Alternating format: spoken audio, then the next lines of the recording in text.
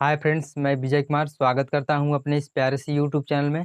तो फ्रेंड्स, आज की इस लेक्चर वीडियो से हम लोग बात करने वाले हैं क्लास 12 के भौतिक विज्ञान के सिलेबस के बारे में। ठीक है, तो आप लोग इस वीडियो को अंत तक जरूर देखिएगा। अगर आप इस वीडियो को अंत तक देख लेते हैं तो आपको पूरी तरह से समझ में आ जाएगा कि हमें कौन कौन सा चैप्टर पढ़ना है और कौन कौन चैप्टर कितने कितने नंबर हमें बोर्ड पेपर में दिलाएंगे। ठीक है, तो आइए बिना देरी किए वीडियो को स्टार्ट करते हैं। तो देखिए, आज का हमारा जो टॉपिक है कक्षा 12 भौतिक विज्ञान। भौतिक विज्ञान से आप लोगों के पेपर में 70 नंबर का प्रश्न आता है। ठीक है, तो ये खंड क है जिसमें 35 नंबर आप लोगों को मिलेगा। ठीक है मित्रों, तो आप लोगों को समझना है कि खंड क में हमें क्या क्या पढ़ना है और कौन कौन सा चैप्टर कितने कितने नंबर का आएगा। ठीक है मित्रों, तो देखिए, इकाई फर्स्ट स्थिर वैद्युतिकी से आप लोगों को 3 चैप्टर पढ़ना है। 3 चैप्टर में पहला चैप्टर दिया गया है वैद्युत आवेश, वैद्युत क्षेत्र तथा वैद्युत द्विध्रुव के बारे में आप लोगों को पढ़ना है। अगर आपके पास कोई भी रिफ्रेशर बुक होगी तो उसमें ये सभी चैप्टर आप लोगों को देखने को मिलेगा। ठीक है, अब देखिए दूसरा चैप्टर है, इसमें वैद्युत फ्लक्स तथा गॉस की प्रमेय। आप लोगों को दूसरे चैप्टर में पढ़ना है वैद्युत फ्लक्स तथा गॉस की प्रमेय के बारे में। ठीक है, अब देखिए तीसरे चैप्टर में पढ़ना है आप लोगों को स्थिर वैद्युत विभव तथा धारिता के बारे में। ठीक है, अगर आप लोग इन तीनों चैप्टरों को अच्छी तरह से क्लियर कर लेते हैं तो बोर्ड पेपर ने इसके लिए 8 नंबर निर्धारित किया है। ठीक है, आप लोग समझ सकते हैं कि 8 नंबर कितना होता है। अब देखिए, इकाई सेकंड में वैद्युत धारा के बारे में पढ़ना है। इसमें आप लोगों को 2 चैप्टर पढ़ना है। चौथा चैप्टर इसमें दिया गया है वैद्युत चालन तथा ओम का नियम। ठीक है, पांचवा चैप्टर में पढ़ना है किरचॉफ का नियम तथा वैद्युत परिपथ के बारे में।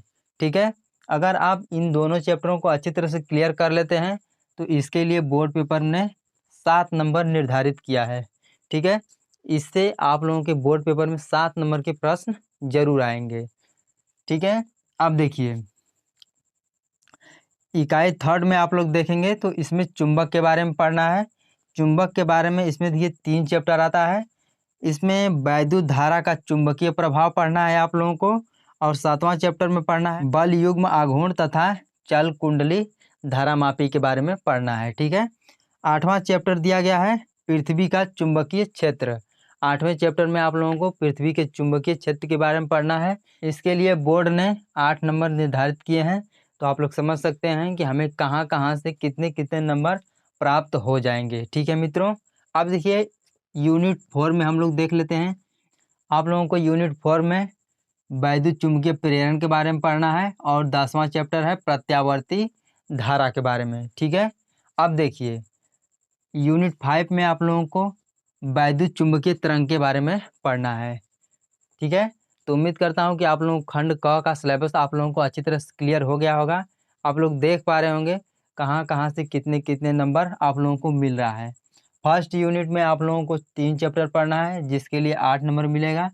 सेकेंड यूनिट में आप लोगों को 2 चैप्टर पढ़ना है जिसके लिए 7 नंबर मिलेगा।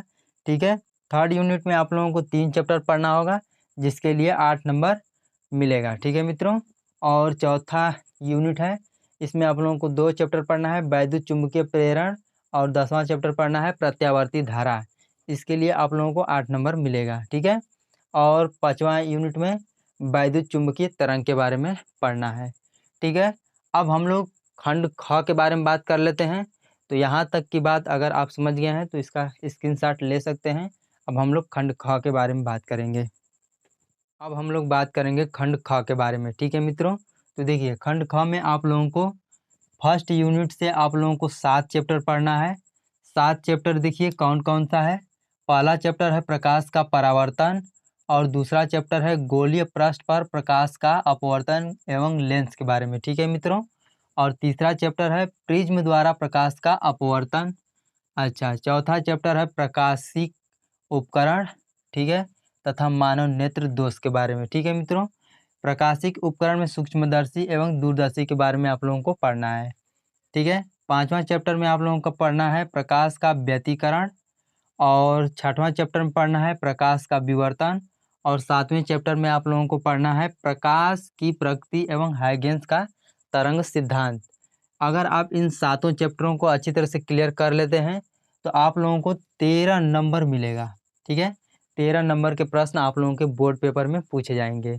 अच्छा, इसके बाद आप लोग सेकेंड यूनिट में देखिए। सेकेंड यूनिट में आप लोगों को एक चैप्टर पढ़ना है, प्रकाश के वैद्युत प्रभाव एवं द्रव्य तरंग के बारे में। ठीक है मित्रों, अब थर्ड यूनिट में देखिए।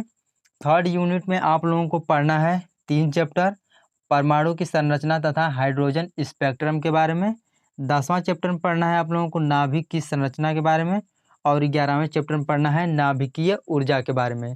ठीक है मित्रों, देखिए अगर सेकेंड यूनिट में से अगर आप एक चैप्टर को अच्छी तरह से क्लियर कर लेते हैं तो उसके लिए आप लोगों को 6 नंबर मिलेंगे।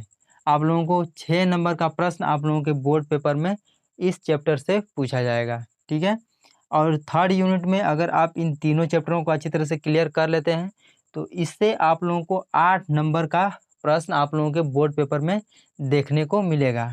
ठीक है, अब चौथी यूनिट है, इसमें आप लोगों को एक चैप्टर पढ़ना है। इसमें चैप्टर का नाम है अर्धचालक एवं संधि डायोड के बारे में। ठीक है मित्रों, अर्धचालक एवं संधि डायोड के बारे में पढ़ना है, जिससे आप लोगों का 8 नंबर बिल्कुल पक्का हो जाएगा अगर आप इस एक चैप्टर को अच्छी तरह से क्लियर कर लेते हैं तो। ठीक है मित्रों, तो उम्मीद करता हूँ कि आप लोगों को भौतिक विज्ञान का सिलेबस अच्छी तरह से क्लियर हो गया होगा कि हमें कौन कौन से चैप्टर पढ़ेंगे तो हमें कितना कितना नंबर मिलेगा। ठीक है मित्रों, ऐसे ही वीडियो पाने के लिए हमारे चैनल को सब्सक्राइब कर लीजिए और बेल आइकन को प्रेस कर दीजिए, ताकि मैं जब भी वीडियो बनाऊं तो उसका नोटिफिकेशन सबसे पहले आप तक पहुंचता रहे। अगर आपकी कोई भी सुझाव हो तो आप कमेंट बॉक्स में ज़रूर लिखिएगा। फिर मिलेंगे अगले वीडियो में, तब तक के लिए धन्यवाद।